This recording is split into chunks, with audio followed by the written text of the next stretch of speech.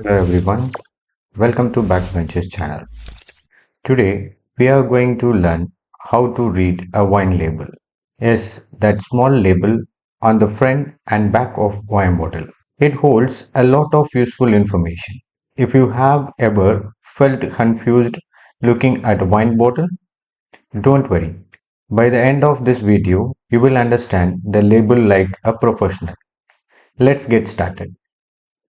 First, what is a wine label? A wine label is like a report card for the wine. It tells you what's inside the bottle. Just like a food label tells you ingredients and expiry date, a wine label tells you who made the wine, what grape it's made from, where it's from, how strong it is, and what kind of wine it is. As a hotel management student and wants to work in food and beverage service, knowing how to read a wine label is very important. Now we move on to the next one is name of the wine or producer. Let's start with the most basic part of a wine label, the name of the wine or producer. Look at the front label of any wine bottle. The first thing you usually notice is the name. The name is very important. Sometimes it is the name of wine itself, like La Reserve or the Big Banyan. Other times it is the name of the winery or producer, the company or vineyard that make the wine. Example includes Jacob Creek, Sula Vineyard, Chateau Marcus, or Fratelli wines. These names are usually printed in big, bold letters at the top or center of the label. Why is the name important? Because it tells you who made the wine. Just like trusted brands in clothes or phones, some wine producers are known for good quality. For example, if you have tried wine from Sula vineyards before and liked it, the next time you see Sula on the label, you feel confident buying it again. In some countries, especially France and Italy, the name of the wine can also be the name of the vineyard or estate. For example, Chateau Lafite Rothschild is both the producer and the name of the wine. So when you look at the wine label, ask yourself, is this the name of the wine or the name of the producer? It might be the both. Some labels have both names.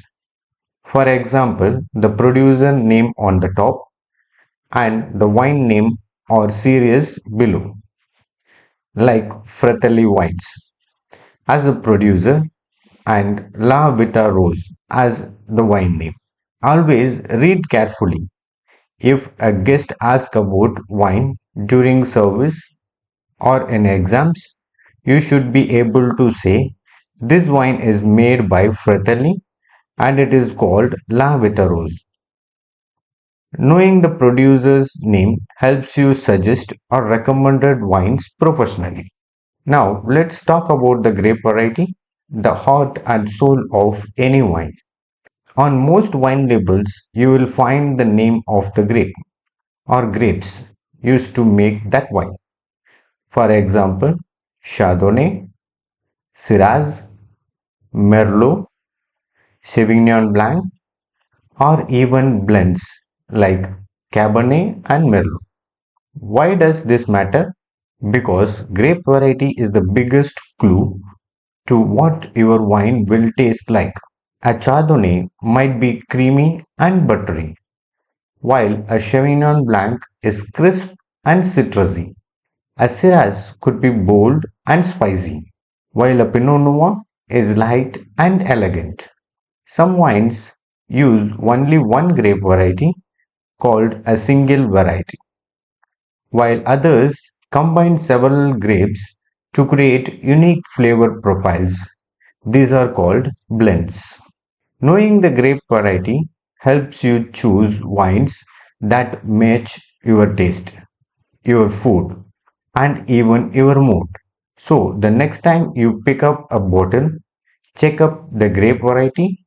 It's like reading the main character's name before you dive into the story.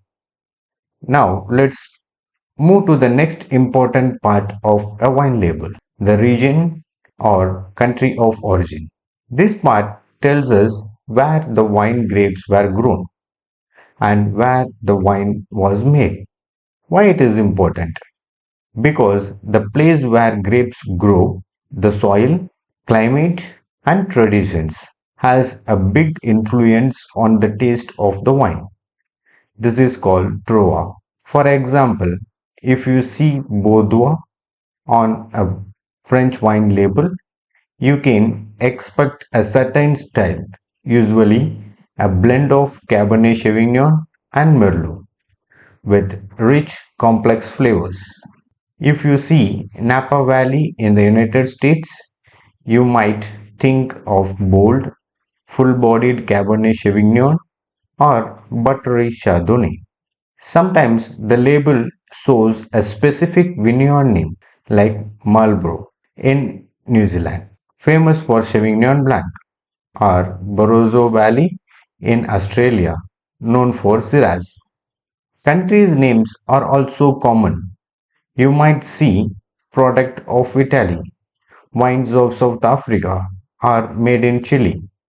This helps identify the wine's region even if the region is not mentioned. Remember, some wine labels are very strict about this. In France, Italy, and Spain, the label must be accurate about the region.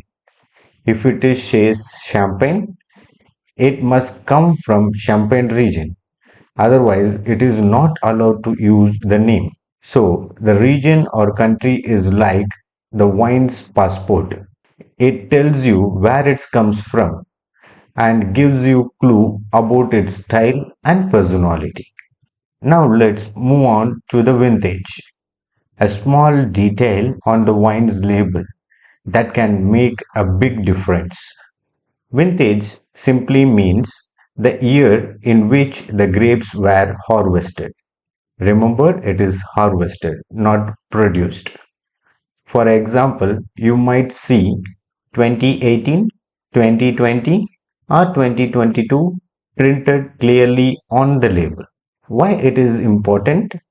Well, the year tells you about wine's age and the growing conditions during that season. Some years have perfect weather, producing exceptional wines. Other years might be more challenging, resulting in lighter or less intense flavors. For most wines, especially white and light reds, a younger vintage means fresher fruit flavors and very mild taste. For certain reds like Cabernet Sauvignon or Barolo, a few years of aging after the vintage can bring deeper, smoother, and more complex flavors. If there is no year mentioned, it is usually means the wine is a non-vintage, made by blending grapes from different years to keep the taste consistent. So, vintage isn't just a date, it's a story about the year the grapes were born, the weather they enjoyed, and the flavors they now share with you. Now, let's look at another important part of the wine label, the alcohol content. This is usually shown as a percentage. For example, 12% ABV, 13% ABV, or even higher. The percentage tells you how much the wine is pure alcohol. In simple terms, the higher the number, the stronger the wines. Most wines fall between 11% and 15% alcohol. Lighter wines like some Rieslings or Muscato may be around 8 to 10%. Full-bodied reds like Shiraz or Zinfandel can reach 15% or more. Why does this matter? Well, alcohol content affect the wine's body, mouthfeel, and even how quickly it can make you feel its effects. A lower alcohol wine will usually feel lighter, fresher, and more refreshing, perfect for warm weather or casual sipping. A higher alcohol wine often feels richer, heavier, and more powerful, better for sipping slowly or pairing with bold foods. In most countries, alcohol content is legally required on the label. You will usually find it near the bottom or side, written as some percentage ABV. So, the alcohol content is not just a number, it's a hint about the wine's strength, style, and how you might enjoy its best. Now, let's move on to the type and style of wine. This is where the label tells you exactly what kind of wine experience to expect. This type simply means whether it's a red, white, rosé, sparkling, desert wine, or even a fortified wine like port or sherry. The style goes one step further, describing its taste and body. For example, a wine can be dry, semi-sweet, or sweet. It can be light-bodied, medium-bodied, or full-bodied. Understanding type and style helps you match wine to food, occasion, and personal taste. So you are never surprised by what's in the glass.